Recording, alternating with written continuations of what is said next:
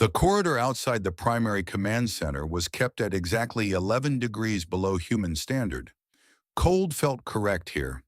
Cold felt like the endless, empty space where a vibrant planet used to be.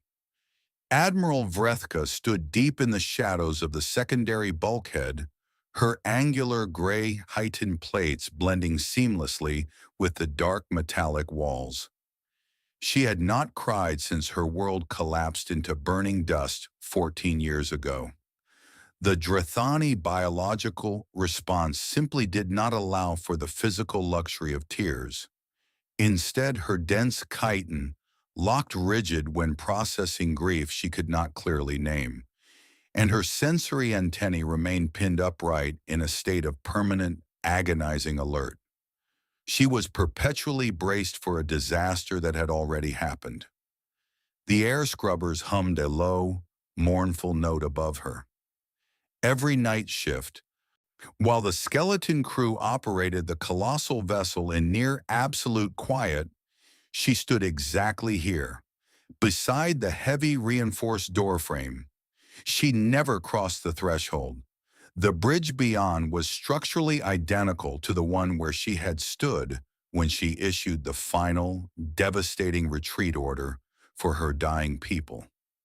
14 years of standing at this exact boundary had worn a smooth, distinctly pale mark into the dark metal of the doorframe where her left shoulder plate habitually rested. She was a living monument to catastrophic loss, an exile commanding 9 systems from the hallway because she physically could not bear to enter the room. She shouldn't have noticed anyone passing through. The isolation was absolute. The new night watchman did not know any of this history. His name was Elias, and he was simply looking for a malfunctioning environmental seal on Deck 4. He was a man composed entirely of tired sighs, frayed coveralls, and a heavy thermal thermos of bitter coffee. If you find yourself drawn to these quiet moments among the stars, join us. There is always room for another traveler here. Inside the vast command center, the skeleton crew of 4 worked in muted, cautious efficiency. The navigator, a pale-skinned veteran of 3 solar cycles on this vessel, was entirely used to the Admiral, standing like a hollow ghost in the doorway. The comms officer meticulously averted his dark eyes, preferring the safety of his rapidly scrolling data streams. Everyone saw the physical indentation worn into the doorframe. Absolutely no one ever spoke of it. It was simply the unalterable geography of their shared existence. Then came Elias. He wore heavy, insulated work boots that squeaked softly but persistently against the polished ventilation grating. He was employed merely to check manual locks, cycle the atmospheric scrubbers, and document minor structural irregularities across the lower decks. He possessed no high-level security clearance, no royal lineage, and lacked even a fundamental understanding of Drethani morning rituals. He was just a human on the clock, working a shift nobody else wanted. He stopped at a flickering lighting panel situated exactly 3 meters from the unmoving Admiral. He stared at the humming fixture for a long moment, scratching his jaw. He tapped the external casing twice with a heavy steel wrench. The light buzzed loudly, turned a solid, reassuring white, and he nodded to himself with deep, unwarranted satisfaction. Vrethka watched him from the heavy shadows. He was completely invisible to the rigid, ancient hierarchy of the massive vessel, moving through the lower and upper decks alike, like a localized weather event. He was entirely beneath her station, and the unspoken rules of the ship dictated they should never interact. She was Admiral of 9 systems. He checked locks. The universe had no reason to put them in the same room. It did anyway. He continued his solitary round, his heavy boots making slow, warm, profoundly deliberate sounds against the freezing deck plates. It was a sound of sheer physical mass, of someone moving without an ounce of fear, through the haunted, overly quiet dark of the ship. Vrethka's rigid antennae twitched toward the noise. It was an entirely involuntary reaction, a biological betrayal she could not suppress. Tuhia approached the main entrance to the command center. The automated doors on this specific deck were ancient, running on a failing pneumatic track mechanism that caused the heavy steel to drift closed if the overhead sensors failed to maintain a hard biometric lock. As Elias stepped near the threshold, the massive steel panel groaned in protest and began to slide shut, threatening to seal the Admiral completely out in the corridor where she stood. He caught it. He just reached out, placed his thick, leather-gloved hand squarely against the sliding metal, and stopped its forward momentum, held the door. He did not push it wider to force her inside. He did not bow his head in reverence. He did not make any grand, sweeping gesture inviting her to cross the boundary. He simply stood there, absorbing the tremendous weight of the steel with his shoulder and arm so it wouldn't close on her. The massive door frame sat directly between them. His gloved fingers rested mere inches from the pale, worn mark her chitin had painstakingly carved into the metal over 14 long years. Impossible to look away. His breathing was slow and even, forming tiny clouds of vapor in the frigid air. The contrast between his living warmth and the mechanical cold of the corridor was absolute. The bridge went silent, not empty, the silence of four beings choosing not to breathe. The doorframe made no sound, neither did she. Something foundational within her fractured.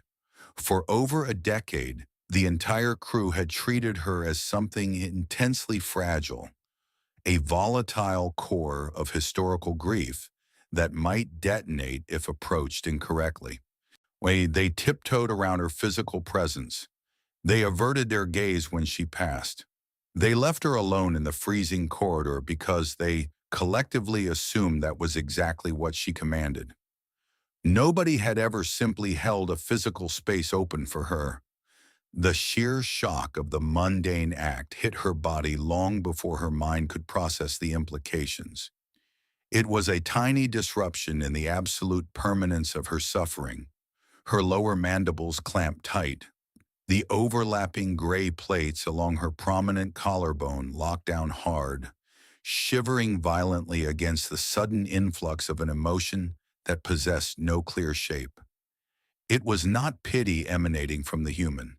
It was not fearful respect. It was just ordinary kindness. And she had not experienced anything ordinary in over a decade. She stared fixedly at his hand, the worn, brown leather of his insulated glove pressed firmly against the unforgiving dark metal of the doorframe. The heat of his physical body radiated out into the freezing corridor, completely ignorant of the 11-degree deficit he was standing in. He was not looking at her face. He was casually studying a dark scuff mark on the reinforced toe of his right boot, which meant he genuinely didn't expect anything in return. She stopped attempting to carefully correct the erratic pulsing of her primary and secondary hearts. The rigid, militaristic tension that had defined her posture since the day the sky turned to ash began to tremble at the edges. She could not categorize the feeling. It bypassed her command protocols. It slipped through the impenetrable shell of her isolation like water finding a microscopic crack in a hull. The space between them hummed. The veteran navigator behind the reinforced glass slowly, carefully lowered a heavy data pad to the primary console, afraid to make a sound. The young comms officer stopped typing entirely, his hands hovering uselessly over a suddenly meaningless keyboard. The entire command center felt the tectonic shift in the atmosphere, the sheer gravitational weight of the oblivious human standing there, effortlessly holding a massive door for a living ghost. Elias shifted his weight from his left foot to his right. He casually adjusted the heavy utility belt resting at his waist, the tools clinking softly together. He glanced briefly at the glowing diagnostic screen strapped tightly to his thick wrist. "Gravity feels off on this deck," he muttered. He said it entirely to the empty air, adjusting a tiny silver dial on his scanner with his free hand. He was not talking to her. He was not waiting for an explanation of the ship's internal physics. He was just doing his job while keeping a heavy piece of metal from hitting her.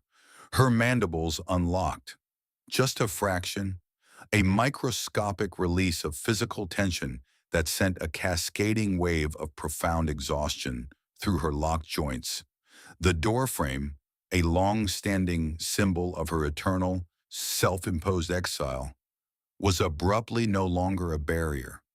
It was just a door being held by a tired man who thought the floor felt strange. He kept holding it. She kept standing there, and the universe held its breath. She stared at the open door, at the sprawling, dimly lit bridge extending infinitely beyond it.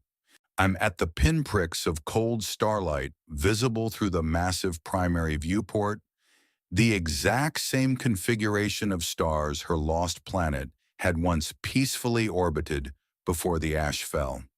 The heavy leather glove remained firmly planted on the metal track. Her rigid antennae began to lower. It was not a sudden collapse. It was an agonizingly slow, millimeter by millimeter physical surrender of tension that had been permanently locked into her exoskeleton for over a decade. The microscopic movement was incredibly loud in the complete absence of spoken words. The veteran navigator behind the reinforced glass saw the physical shift. He stopped breathing. His hands froze entirely over his console.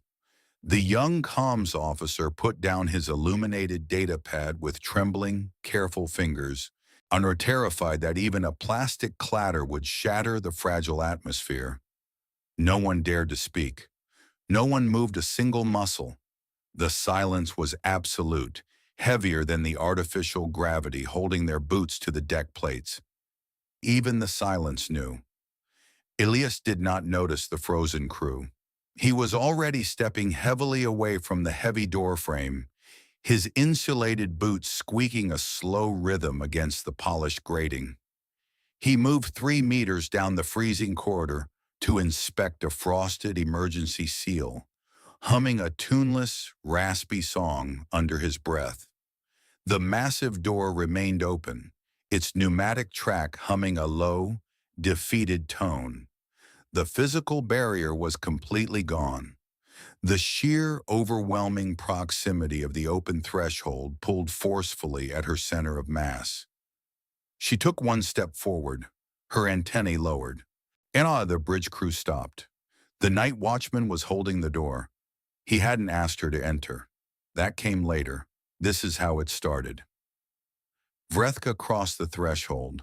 For the first time in 14 years, her heavy, dark chitin boots stepped off the corridor grating and pressed onto the insulated, sound-dampening flooring of the primary command center.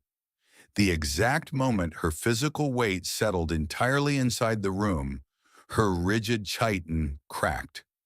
It was a sharp, brutally audible sound, like thick glacial ice fracturing under extreme shifting pressure. It echoed loudly off the high, dark, vaulted ceiling of the bridge.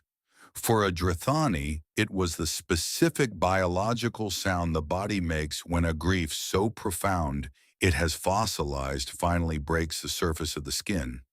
She stopped correcting herself. What with the agonizingly rigid posture holding her skeletal structure together completely dissolved into the cold air. Her long sensory antennae, the primary biological indicators of a Drithani's threat state and defensive readiness, were fully lowered, resting flat and soft against her angular skull. It was a posture of complete, devastating vulnerability, a biological submission to comfort that no admiral had ever shown in recorded Drathani memory. The navigator stood up slowly from his elevated station, his mouth slightly open in breathless shock. The comms officer's hands shook violently against his dark uniform pants, unable to process the historical weight of the movement unfolding right in front of him. Elias walked lazily back past the entrance. He paused casually near the threshold, so checking the ambient temperature reading on a wall-mounted thermostat with mild, entirely detached interest. Thought the room felt off. He tapped the cheap plastic casing of the thermostat twice with his heavy wrench, entirely missing the profound emotional devastation radiating from the exact center of the room. He didn't see the thick, viscous tears finally pooling in dark, compound eyes that hadn't produced biological moisture since her sky burned to ash. He was just a tired man looking at a faulty electrical wire. It wasn't just the words. It was the way he said them, like they cost absolutely nothing. He finished scribbling an illegible note on his glowing diagnostic pad. He formally logged the massive, traumatizing boundary as functional, slow track, needs maintenance, and slid the scratch pad deep into his oversized pocket. He turned his broad, slightly slouched back to the command center and walked away down the freezing corridor, his boots squeaking a steady rhythmic retreat into the distance. He held a door. That was all he actively did. It was already done. His file was reclassified from maintenance to person of interest in 40 minutes. The automated security systems instantly flagged the impossible physical anomaly. Intelligence officers buried deep in the ship's secure, windowless sectors frantically analyzed the silent security footage, entirely failing to comprehend the tactical significance of a tired human in frayed coveralls casually adjusting his heavy tool belt. They ran countless deep-dive behavioral algorithms, and they desperately cross-referenced his completely mundane employment history against known psychological warfare tactics and advanced manipulation protocols. They found absolutely nothing but a man who preferred exceptionally bitter coffee and occasionally complained about the localized gravity plating. On the bridge, the silence stretched and warped into a new, entirely different shape. It was no longer the silence of held breath. It was the quiet exhale of survival. The navigator slowly turned his head away from his dark monitor. The pale-skinned veteran stared in total, uncomprehending shock at the center of the vast room. The Admiral was sitting. She was actually sitting down in the elevated, heavily armored command chair at the absolute center of the room. Her dark armored body was completely relaxed against the worn dark cushions. Her antennae remained lowered in a state of quiet, unbroken peace, resting softly against her neck. No living being on the massive vessel had seen her sit down in 14 years. 1 week later, the massive steel door mechanism on Deck 4 had been officially documented in the ship's registry as permanently broken.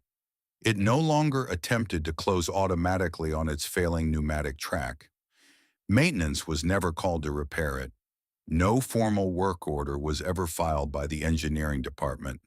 The heavy metal panel simply remained locked permanently in the open position, a glaring structural anomaly that every single member of the command crew aggressively and purposefully ignored. It wasn't a choice anymore. Admiral Vrethka entered the command center every single night shift without hesitation. She did not stop at the boundary, and she did not stand rigidly in the freezing shadows of the exterior corridor. She walked directly to the elevated command chair, sat down comfortably, and commanded her 9-star systems from the rightful center of the room. The heavy, reinforced door frame remained stationed far behind her. The pale, incredibly smooth indentation worn deep into the dark metal by her left shoulder plate was entirely empty.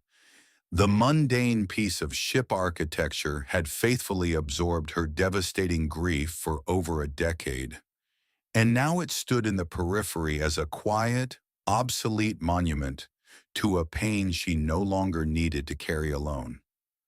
Elias still walked his identical, monotonous route every single night. He still carried his dented thermos. He still checked the emergency seals, grumbled about the deck plating, and adjusted his heavy belt. Or he passed the open bridge entrance at exactly the same time, his heavy boots making slow, warm sounds against the floor. He never looked inside to see the piece he had accidentally built. The door was never fixed. She never asked it to be. He never knew it was broken because of him. If you want to hear more stories about the quiet moments that change everything, subscribe to the channel. We have a new story waiting for you tomorrow.